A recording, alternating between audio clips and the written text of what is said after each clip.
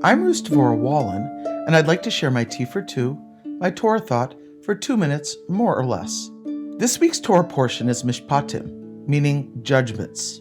These refer to civil laws enumerated in our parsha. Some examples are compensation for losses or damages, the granting of loans, penalties for kidnapping, murder, assault, and theft, rules regarding conduct of courts of law, laws against mistreatment of strangers, and the Shabbos and holidays are mentioned. I feel very blessed to have the Shabbos day for resting, reading, eating fun foods, studying, and more. Shabbos is a relief from the intensity of weekday responsibilities. For me, it's like a sanctuary in time. Avram Yoshua Heschel, in his book entitled The Sabbath, said, "The world has our hands, but our soul belongs to someone else. 6 days a week, we seek to dominate the world. On the seventh day, we try to dominate the self." Our digital dependency has begun to dominate. Lately, my clients have been asking me for ideas on how to practice greater self-control of their devices. I suggest starting with a brief digital Sabbath during the week and then expanding on it. Imagine brief islands of time in peace and quiet. Observing Shabbos, we get this every week for more than 24 hours. It's like a mental, physical, emotional, and spiritual reboot.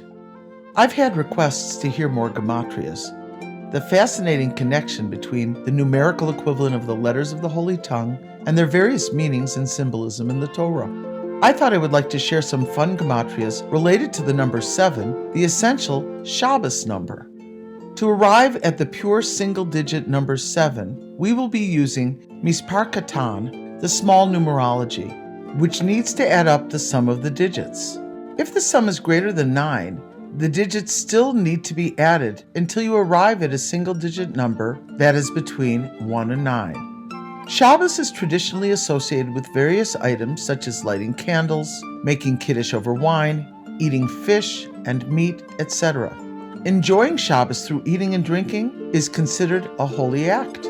The Vilna Gaon, Eliyahu of Vilna, one of the greatest scholars of all times, was avidly into gematrios.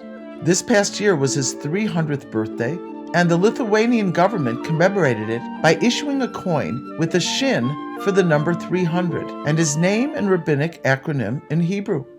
By the way, just for practice, 300 in Mispar Katan is 3. 3 plus 0 plus 0 equals 3. The Vilna Gaon demonstrates how intrinsic to Shabbos the number 7 is, through the various items associated with the Shabbos celebration. In the sources I found, the Vilna Gaon gives 5 main examples of important Shabbos elements that all drill down in Mispar Katan to 7. Ner, the Shabbos candle is spelled Nun Resh. Nun is 50, Resh is 200, 250, 2 plus 5 plus 0, 7. Yayin, wine for Kiddush, spelled Yud Yud Nun, 10, 10, 50, 70. 7 plus 0 is 7. Challah, the loaves of bread. Those are spelled Ches Lamed Hey. 8, 30, and 5. 43. 4 plus 3 is 7. Dag. That's an easy one. That's already Mispar Katan. Daled and Gimel. 4 plus 3 is 7. Basar, meat. Beis, Sin, Resh. 2, 300, 200. 502. So 5 plus 0 plus 2 is 7. In our world, especially during COVID, we're more digitally dependent and distracted, and we need more digital discipline. Shabbos is just the right time to try out a digital Sabbath. Who knows? It might be so freeing that you realize the great gift that Shabbos is. As Ahad Ha'am said, more than the Jews kept Shabbos, the Shabbos kept the Jews. As Rabbi Heschel suggested, on Shabbos, may we learn to dominate the self.